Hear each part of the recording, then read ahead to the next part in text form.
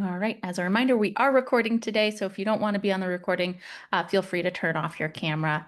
Um, we will be posting this on our YouTube channel for viewing later for those who can't make it. So welcome to our second installment for the Ozone Garden Network summer webinar series. We're excited to have you here with us. We're excited to have a special guest presenting with us today.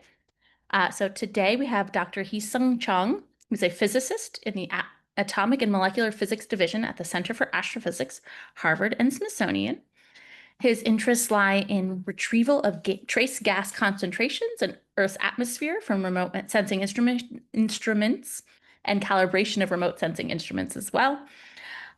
He is an investigator on NASA's MEASURES project to build long-term satellite data records for trace gas concentrations and our very own TEMPO instrument as well. And we're excited to have him here with us today to talk a little bit about monitoring ozone from the ground and space. Thank you so much for being here with us, Dr. Chong. I'll let you take it away. Thank you very much. Let me share my screen.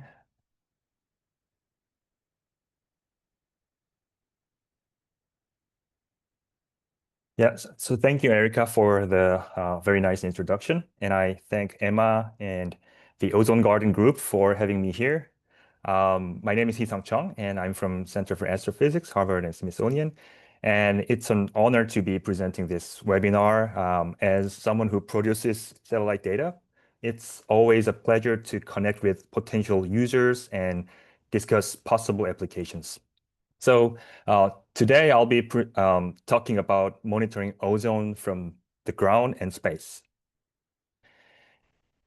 So this is the outline of my presentation today. First, I will be describing how ozone functions as a pollutant in the atmosphere. And then I will be talking about ground level or surface ozone measurement over North America. Then I'll move on to satellite remote sensing. And then specifically, I'll be talking about TEMPO, tropospheric emissions, monitoring of pollution, which is the satellite mission I've been working on. So the air pollution, as you know, is not just a recent issue. So some studies found that atmospheric lead pollution over Europe during the Roman era was already significant. So it has been significant for a long time, but the regulation of urban smog began mainly in the 1940s, following severe pollution events. So that's why I brought some examples of air pollution from 1940s and 50s here. So in 1940s, smog was severe in Los Angeles. And then in 1947, Los Angeles Air Pollution Control District forms. And in 1948, Donora, Pennsylvania had a smog disaster. And in 1949, there was National Symposium on Air Pollution in Los Angeles. And in 1951, Oregon approves agency to control air pollution, and 1952 air pollution disaster in London. And then mid 1950s, ozone levels in Los Angeles reach 0.65 ppm. And for context, the current air quality standard for ozone is 0.07 ppm. So this is really high. And in 1955, Eisenhower asks Congress to examine air pollution. So the keyword here in this slide is smog. So the smog is a blend word formed from smoke and fog. And there are two major types of smog. Here, the first one is London smog, and it is also called classical smog. And typically, the color of the sky when this smoke is present is gray. And then typically, we find this smoke in winter, and that's because the weather condition should be involving low temperature and stagnant air.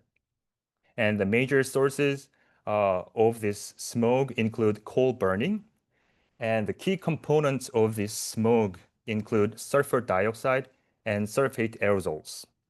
On the other hand, Los Angeles smog has different characteristics. So this is also called photochemical smog.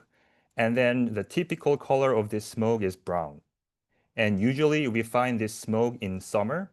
And that's because the weather conditions should be involving high temperature and intense sunlight. And the major source is also different from the London smog. So the major source for Los Angeles smog is high vehicle traffic, usually.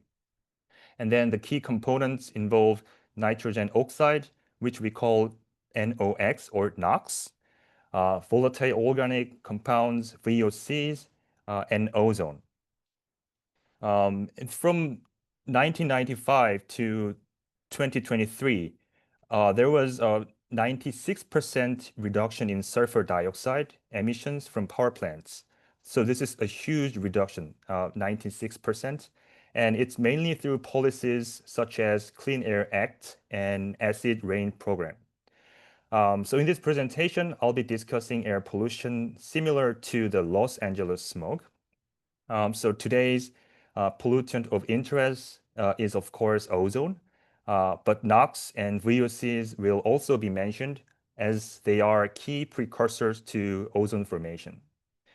And similar to sulfur dioxide, nitrogen oxide emissions have also been decreased significantly, and the impact will be discussed later in this presentation. As a simplified example, well, I brought this primary colors of light to describe why Los Angeles smoke is brownish. So as a simplified example, imagine we lose blue from these three primary colors of light, and then what remains is yellow. And of course, this reality is a bit more complex than that. So nitrogen dioxide absorbs blue light, and light contains a full spectrum of colors, not just these three. So this is the actual color of nitrogen dioxide. So here in this lab, concentrated nitric acid reacting with copper and generating nitrogen dioxide gas. And as you can see, this color is close to brown or reddish. So this example provides us a hint at the basic principle behind satellite observation. Basically, we examine what color is missing in the light observed by the satellite. But instead of using these several colors, we use hundreds or thousands of wavelengths. And instead of using only visible wavelengths, we also utilize ultraviolet and near-infrared wavelengths. So that's how we use satellite to observe air pollutants. And today's pollutant of interest, ozone, is present throughout different layers of the Earth's atmosphere. And in our field, the EPA and other scientists tend to say there are good ozone and bad ozone. However, it's not that they are chemically different. They are exactly the same molecule, but depending on where they are located, their role changes from our perspective. First, in the stratosphere, the ozone layer protects us from UV, so it functions as UV shield in the stratosphere. But in the troposphere, below 8 or 10 kilometers altitude, in the upper troposphere, ozone functions as a greenhouse gas. So tropospheric ozone is not only an air pollutant, but also greenhouse gas. And in the middle troposphere, ozone is a source of hydroxyl radical. And we call this ozone background ozone. And then in the boundary layer, ozone functions as a pollutant. And that's because we breathe in the boundary layer. So the ground level or bad ozone is not emitted directly into the air. First, here, nitrogen oxide or NOx and volatile organic compounds or VOCs are emitted into the atmosphere. Major sources of NOx and VOCs include industrial facilities, electric utilities, motor vehicle exhausts, gasoline vapors, and chemical solvents. So then chemical reactions between NOx and VOCs create ozone in the presence of heat and sunlight. So we refer to ground level ozone as bad ozone, but in what sense is it bad? First, ozone pollution has health effects. Depending on the level of exposure, ozone can cause coughing and sore or scratchy throat, and ozone can make it more difficult to breathe deeply and can cause pain when taking a deep breath. So there are many more health effects of ozone pollution. So that's why we call ground level ozone as bad ozone. And also, second, ozone pollution has ecosystem effects. This aspect is highly related to the ozone garden activities. So when sufficient ozone enters the leaves of a sensitive plant, it can reduce photosynthesis and it can slow the plant's growth and it can increase sensitive plants' risk of disease, damage from insects, effects of other pollutants, and harm from severe weather. So that's the effects of ozone pollution on health and ecosystem. So before we focus on the United States, I'd like to present this global view of ozone pollution. So on the left, I'm presenting global non-urban daytime average surface ozone from 2000 to 2014. And this season is summer, June, July, August. And on the right, I'm presenting the same quantity, but for winter, December, January, and February. So during the summer, the first thing we can notice is that the concentrations of ozone are higher than in winter. And that's because, as I mentioned in the previous slides, the ozone production involves sunlight and heat and the emissions of precursors, including NOx and VOCs. So the high concentrations of ozone are found urban areas where we have more emissions of those precursors. So we have Los Angeles here, as we briefly cover in the previous slide. And also, Southern Europe has high ozone concentrations. And also in Asia, we can also observe high ozone concentrations. On the other hand, in the winter season, the high concentrations of ozone are not necessarily related to the emissions of NOx and VOCs or sunlight, because an altitude or elevation of the terrain also plays some role here.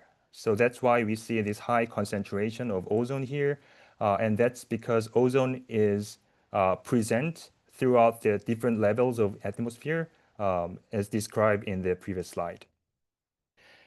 So here we can see that in the summer season, ozone concentrations are typically higher. So this season is also called ozone season. Um, and now let's focus on the United States. And this table from the EPA website presents the timeline of ozone national ambient air quality standards. So the first national ambient air quality standard for ozone was established in 1971. And then it has been updated 4 times in 1979, 1997, 2008, to 2015. And in 1971, the indicator of the pollution was not ozone itself, but total photochemical oxidants. And then the indicator has been changed since 1979 up to the recent days. And also the averaging time has changed in 1997.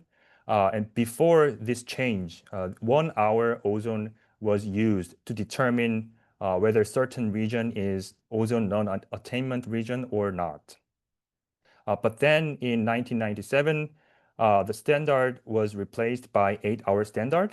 And then this new primary standard provides increased protection to the public, especially children and other at-risk populations.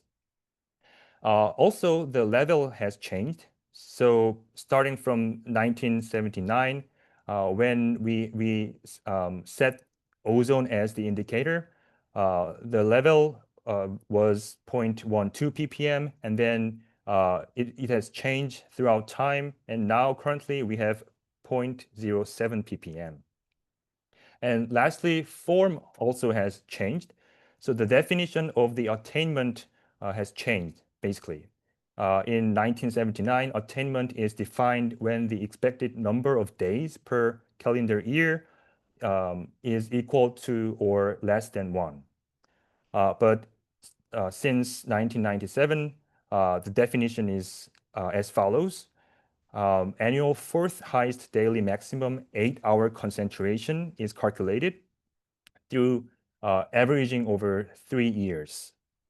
So overall, these changes in standard provide increased protection. And this map on the left shows the non-attainment areas when the 2015 standard was applied. And the date I downloaded this map was June 30 this year. And you can notice the non-attainment areas with different colors in this map. And this legend presents the definition of each color. So on the right, I also presented the ozone garden locations map. And ozone garden locations cover ozone non-attainment areas. For example, Los Angeles, Salt Lake City, Denver, and New York. But at the same time, the ozone garden locations cover ozone attainment area as well. So therefore, it will be very interesting to assess the impact of different levels of ozone concentrations on the plants. So how do we measure ozone at the ground level? So the EPA uses multiple approaches to measure ozone concentrations, and they are typically categorized into two, the federal reference method and the federal equivalent method. Although chemiluminescence is the federal reference method, these days ultraviolet photometry is the most widely used. So UV photometry as one of the federal equivalent methods samples air through this machine.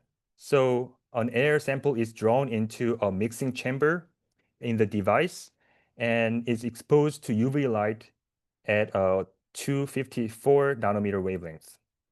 And then ozone absorbs this UV light in proportion to its concentration as compared to an air sample without ozone. So that's how ozone is measured throughout the North American domain.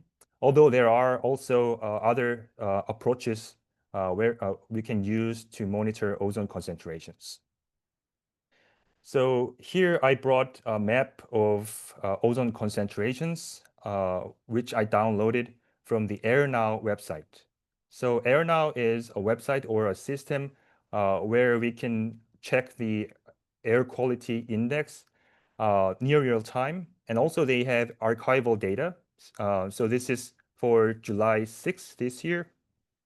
And this map presents the air quality index for ozone. So you can change the pollutant type here, PM, including both PM 2.5 and PM 10, or you can choose only PM 2.5. So depending on this pollutant, the colors of these circles change. And I selected ozone on purpose. And these numbers, air quality index, can be translated to ozone concentration because they were calculated using the ozone concentrations. So for example, AQI or air quality index between 0 and 50 means there is ozone lower than 0.054 ppm, and it means good. And the standard now is 0.07, which is moderate here up to this point, and then higher concentrations of ozone can be categorized as sensitive groups, unhealthy, very unhealthy, and hazardous. So using this AirNow map, we can check the ozone concentrations and other pollutant concentrations throughout the North America domain. And also, when multiple pollutants are selected, the AQI is determined by the highest value. And then the one with the highest AQI is defined as the main pollutant. So that's how this index works. And here I brought a seasonal variability of surface ozone. And here this figure has 6 different panels. And here the inset says west, which means Western US, and east is Eastern US. And 10 means 10th percentile, and 50 means 50th percentile, which is median. And then the 90s mean 90th percentile.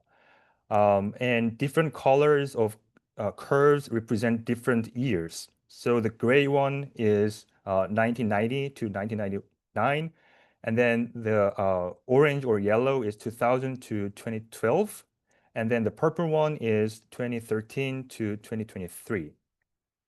And the first thing we can see is that the pattern is very consistent throughout these 6 different panels, which shows the highest ozone typically around spring or summer, and then lowest concentrations in winter.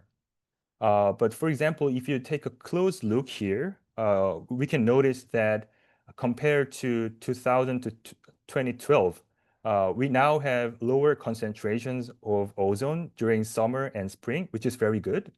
But if you take a look at the winter season, the story is different here. The purple color is slightly above the yellow one, which means higher concentrations of ozone.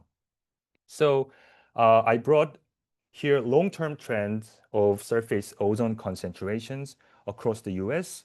And these arrows represent ozone trends for non-urban sites from the EPA AQS and CATSNet network.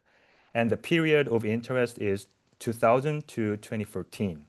And the blue color here represents decreasing trend, which is also indicated by the direction of the arrow. And the red color here means increase in ozone concentrations. So these 2 panels represent that in summer, the ozone concentrations have decreased for this particular time period, but in winter, it has increased. So to explain these different patterns of trends depending on the season, this slide shows a long-term trend of surface NO2 concentration. So I extracted this image from the EPA website, and the reason why we choose NO2 is because it's one of the important precursor to ozone production. From 1980 to 2023, the decrease in the national average NO2 concentration was 66%. So this is very effective decrease in NO2 concentrations.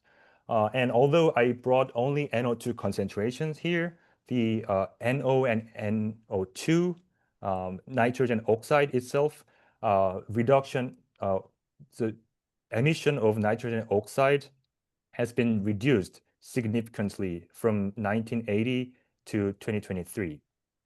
And it has impacts on the ozone pollution. And it appears differently depending on the season.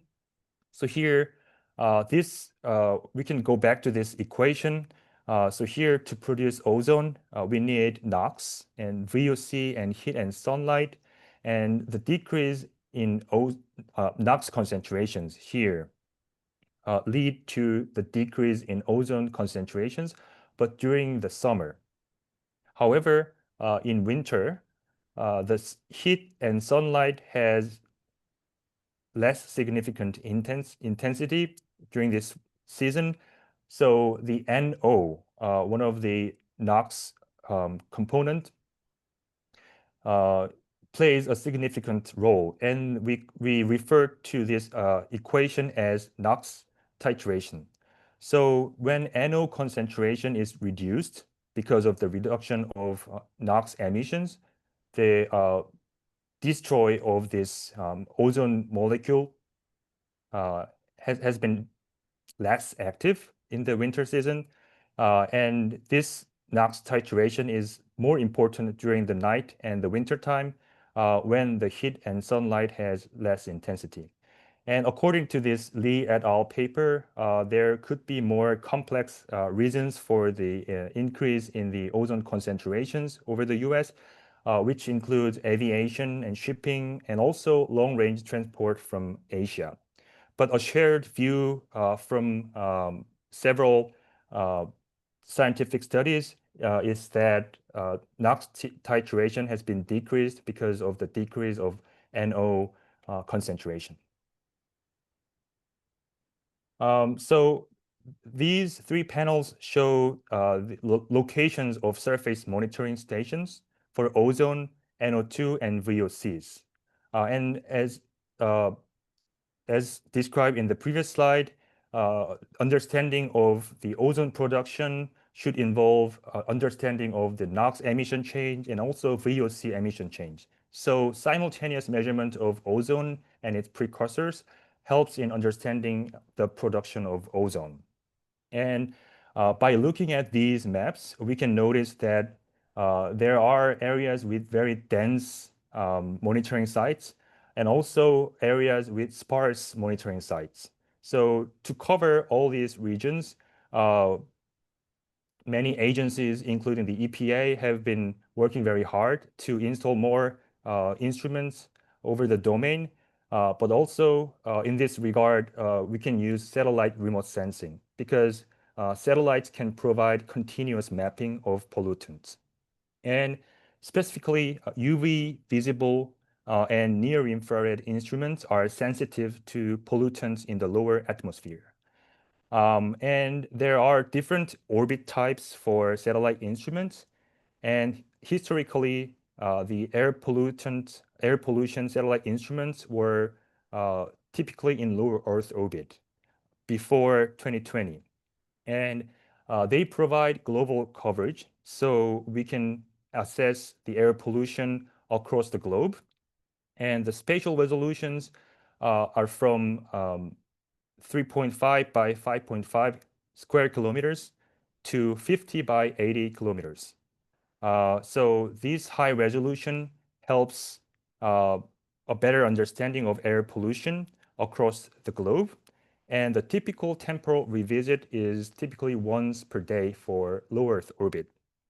And as I just described, all air quality satellite instruments were in low Earth orbit before 2020, which is the year when the GEMS instrument was launched for monitoring Asian air pollution.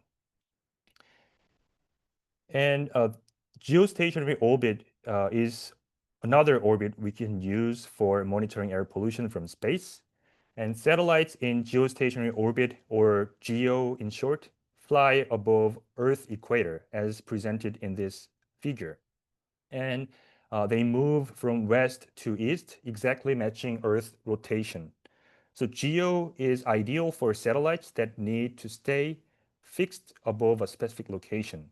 So satellites in GEO can cover a large portion of Earth. And in this regard, we have constellation of geostationary air quality satellites. And the first instrument that was launched among these three was GEMS, and it has been monitoring Asian air pollution since February 18, 2020. And TEMPO for North America was launched April 7, 2023. And finally, the third one, Sentinel-4, was launched July 1st this year, and it's just 9 days ago. So this is really exciting time for me and for the field because we finally completed this constellation of geostationary air quality satellites. So we cover these three major parts of the northern hemisphere. And I'd like to describe more details about TEMPO now. So TEMPO provides hourly daytime air pollution measurements over North America. And the animation here shows one example of nitrogen dioxide measurements. And this um, moving image represents the scan mirror position of the TEMPO instrument from east to west. And that's how this instrument scanned the domain here. And TEMPO is NASA's first Earth Venture instrument, and it was selected in 2012. In a geostationary orbit, TEMPO can continuously scan the continent with high temporal resolution and high spatial resolution. And the main advantage we have for TEMPO is that we have hourly coverage, which low Earth orbit instruments didn't have. And baseline data products include nitrogen dioxide and formaldehyde, which is one of the volatile organic compounds, and ozone. And for the ozone part, we have two different products, which I will cover later in this presentation. And this figure shows TEMPO pixel size over Los Angeles. And because of the geometry, TEMPO pixel sizes are variable. It's not a fixed value. And for this particular region, the area for each pixel is approximately 11 or 12 square kilometers. And the smallest pixel sizes are typically 9.5 kilometers over the bore site location of the instrument. And it corresponds to an area about the size of a small town. And to demonstrate how TEMPO can help understanding the air pollution over North America, I brought this example. So this map shows ozone air quality index for the same day as before, July 6, 2025. And then here, this region, I focused on the New York area. And as you can notice, there are some orange data points here, which means sensitive groups, and then orange and also green. And to understand the ozone production, we need also NO2 and VOC measurements. So I brought NO2 monitoring stations here. So combining ozone and NO2 monitoring stations, we can analyze where this ozone originates and how NO2 concentrations change along with volatile organic compounds. But there are areas without monitoring sites, and TEMPO can help filling this area, as shown in this figure. This is from the same date and 4:11 p.m. EDT, and the tropospheric NO2 columns over this New York area is has less gap between these pixels. Although we have some cloudy areas here where we cannot measure accurately the NO2 column amounts. So basically, we cannot see through clouds. So in some studies, we average monthly data of NO2 or annual data of NO2 to remove this gap in the data due to clouds. So that way, we can have continuous map spatially and then assess the different pollution levels over the area. And for the same day, I moved to the Los Angeles area. And also here we see orange spots and also yellow and also green. And this is for ozone air quality index. And over the same area, we have NO2 monitoring stations as well. And it is very nice that we can have these dense monitoring stations. But with the help of TEMPO, we can also complete this map over this region. And again, these gray areas represent the cloud presence. So filtering out cloud is quite important for analyzing tempo data. And so far, I've only presented one scene of tempo NO2 tropospheric columns. And as I mentioned before, the main advantage that tempo has is that it can provide hourly measurement of pollutants. So I brought an animation for the same day, and you can see that this bar is moving, representing different hours of the day, and then the pollution changes over time. So using low Earth orbit, we can measure NO2 over the same area, and typically the overpass time is around 1 p.m. local time. And we can add more information using tempo like this for the morning and also late afternoon.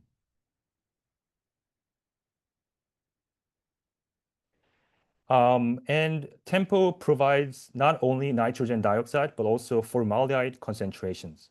So this example shows simultaneous measurements of nitrogen dioxide and formaldehyde over the Houston area for this selected date of August 2nd, 2024. And as shown in the previous slide, there is diurnal variation, hourly variation of pollutant for NO2 and formaldehyde, and they present, they exhibit different spatial patterns. So by measuring these two different pollutants from space, from the single instrument, we can have information of NO2, formaldehyde for the same spot, and then analyze to understand better the ozone pollution.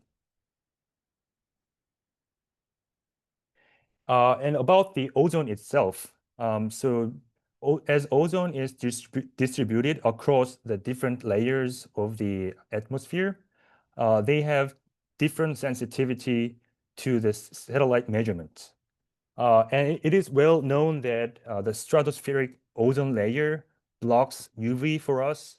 And there are three main wavelength ranges within the UV spectral range. And that they are UVC, UVB, and UVA. So UVC is the shortest wavelength, and it's the most sensitive to ozone. And that's why we don't have much UVC exposure at the ground. And UVB has less sensitivity to ozone, and then UVA has the least sensitivity. But they are all can be used to detect ozone. But since UVC doesn't reach the ground, it's relatively hard to detect the bad ozone or ground level ozone. So we have total ozone product from Tempo and profile products from Tempo as well, and they have different sensitivity. So here I summarize the status of the Tempo ozone products. So the total ozone product, including stratosphere, is now provisional validation status. And here provisional means performance demonstrated and suitable for scientific publication. But on the other hand, we have also the ozone profile product, which has been released to the Tempo validation team only in limited sense. So the ozone profile product is planned to be released to the public in late summer or fall this year after refining the algorithm, because these two, total and profile, have different sensitivity. And the ozone profile product will provide the tropospheric columns. And here I brought the ozone profile measurement result from another satellite. So the Tempo ozone profile retrieval algorithm builds upon the heritage of the SAO low Earth orbit algorithms. And here, OMI, we call it OMI, is one of those satellite instruments where we apply the same algorithm as Tempo. So this particular figure on the left shows the distribution, spatial distribution of tropospheric ozone for summer 2013. And on the right, here, GeoScam is one of the chemical transport model. So they show very consistent spatial patterns demonstrating the good performance of the OMI satellite retrieval. So by applying very similar retrieval algorithm to TEMPO. We will measure tropospheric ozone, and it planned to be released to the public in late summer and fall this year. And finally, this is my last slide. And I only covered ground monitoring of ozone and satellite monitoring of ozone, but there are other measurement platforms that we can use. So by using, for example, airborne measurements, we can have more comprehensive understanding of the ozone production. And also we have remote sensing instruments from the ground. So the measurement technique I described in this presentation from EPA is called in situ in our field. But there are also remote sensing instruments from the ground, and also we have airborne remote sensing instrument. So these field campaigns combined all ground, airborne, and space-based observations using various measurement principles. So they provide comprehensive observations that are suitable for advancing our understanding of atmospheric dynamics and chemistry. So that's all I have for today, and thank you very much for your attention. Thank you so much, Heesung. That was fantastic. I feel like every time I talk with you all, I learn something more, which is exciting. Before I ask questions, I want to open it up and see if anybody here on the call with us has any questions they'd like to ask. And feel free to unmute yourself. Annie, go ahead. Hi, thank you. That was a great talk. I was wondering, will the profile product be hourly and on the same spatial resolution as the tempo data? That's a very good question. It will be hourly temporal resolution, but the spatial resolution will be a little bit coarse than the other products because to enhance the signal, we average 4 pixels. So the pixel size will be slightly larger than the other products, but it will have the same temporal resolution. Thank you. Thank you.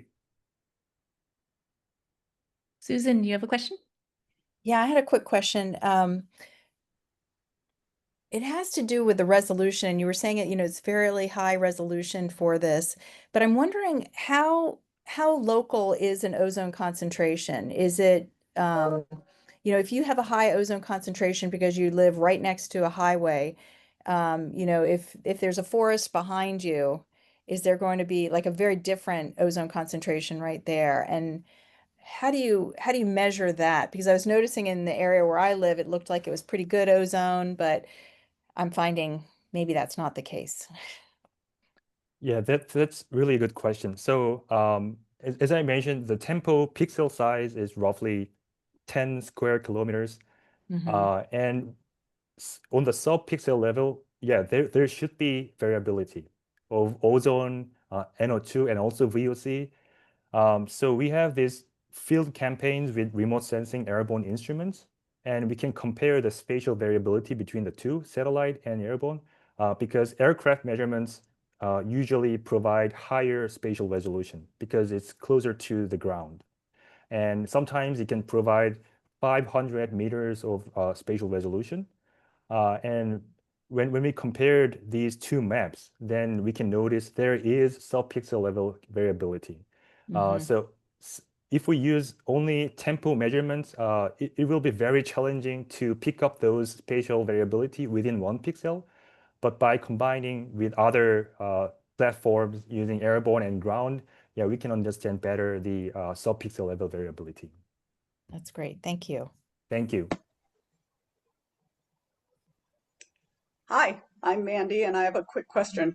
You had mentioned, I'm not exactly sure which measurement, but you mentioned about how having cloud cover allows you to not be able to track certain uh, ozone or other levels. And I was wondering, how does that affect your readings if you have an area or region that has cloud cover for weeks on end, which happens in our neck of the woods?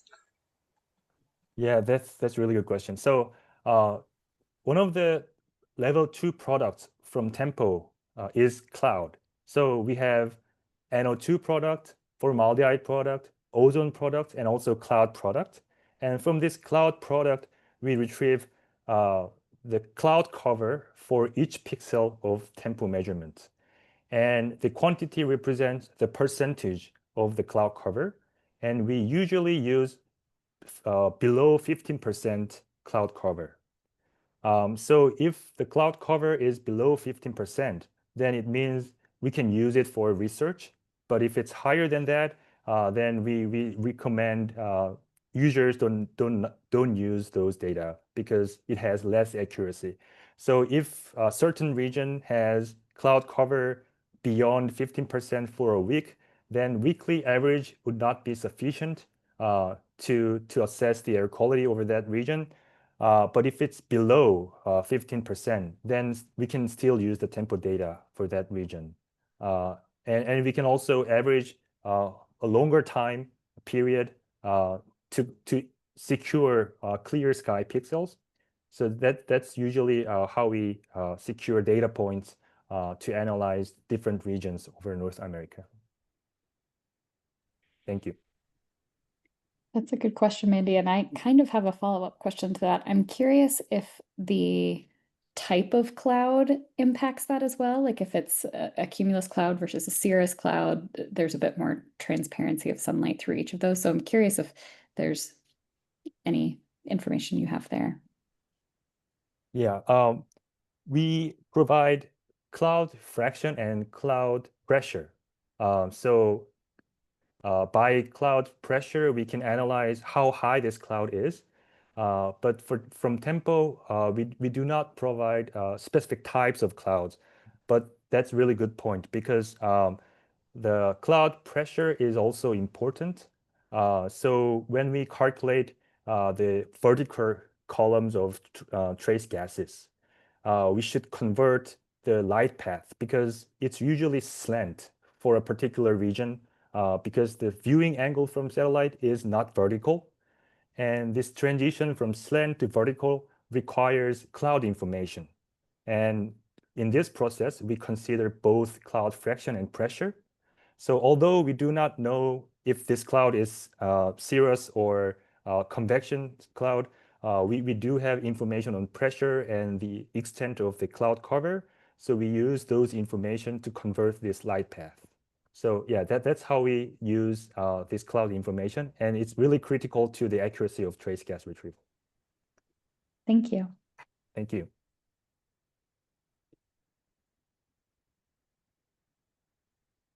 I'm curious. I was kind of blown away by LA's numbers. You said it went from 0.65 to 0.07. How long did that take? Like once we get ourselves in these really bad situations, which we will continue to, and then we make an effort to clean it up, what's the time frame in terms of seeing a difference?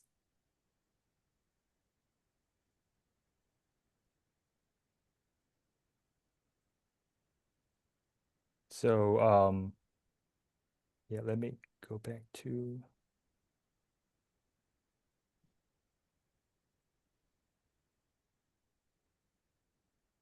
Sorry, I'm trying to find the proper slide.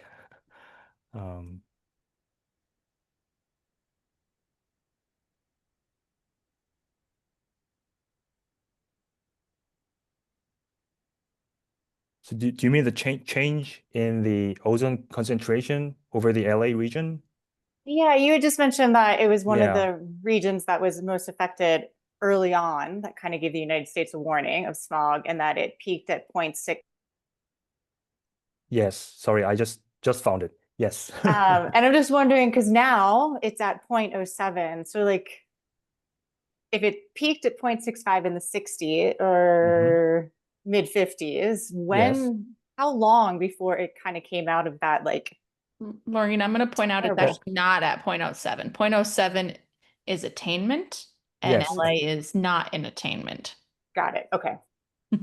But it is Yes. better than it was, But right? it's better. It's better than it was. And I don't have a time series of ozone concentration of over LA, but I believe there should be a time series of ozone measurement over those regions. Yeah, so I'm sorry that I don't have a good answer to your question, but it has been decreased, and probably the EPA website should have this figure of time series decreasing ozone trend. Heesung, I'll actually ask a follow-up that I think will help Laureen process a little more, because I know that during the pandemic, Yes, some of these numbers changed drastically as well. you're right.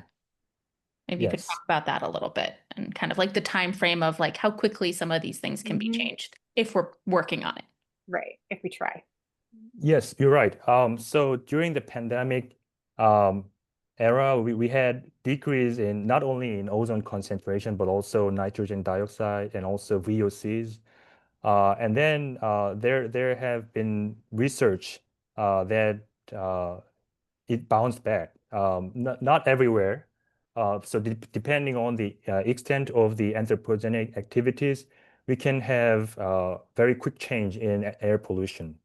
So I believe the decrease of ozone could be long-term effort, but as Erica pointed out, as we saw during the pandemic, depending on how we control the emission and how we reduce the air pollution, it can be happening in a shorter time period as well. Because it's my understanding from Caroline that NO2 is a pretty short-lived pollutant in the air, correct? Exactly. Yes. So NO2's lifetime, because it reacts with sunlight, it's very short. It's sometimes hour level. So reducing NO and NO2 emissions can impact the NO2 concentration in the atmosphere very quickly. And since ozone is produced by NO2, although it has longer lifetime than NO2, since NO2 has been decreased, ozone can also decrease. Great, thank you. Gives me some hope, maybe. Air quality is definitely one we can fix if we put our mind to it, or at least make improvements on. Any other questions? We have time for maybe one more.